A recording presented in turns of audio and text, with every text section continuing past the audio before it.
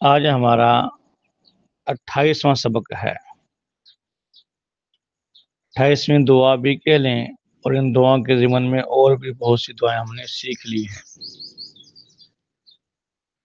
ان سے آپ اندازہ کر سکتے ہیں کہ شریعت نے انسان کو کیسے رہنمائی عطا فرمائی ہے کہ کوئی بھی چیز ایسی چھوڑی نہیں جس کے بارے میں بتلایا نہ ہو۔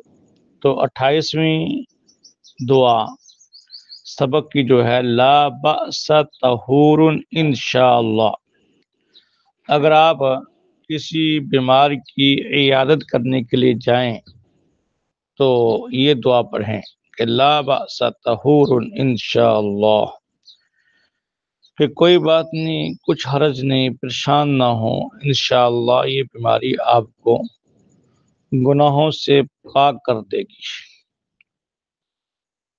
اور واقعی انسان جب بیماری میں ہوتا ہے اور اللہ جل شانہ کی تقدیر پہ راضی رہتا ہے تو اللہ اس کو بیماری سے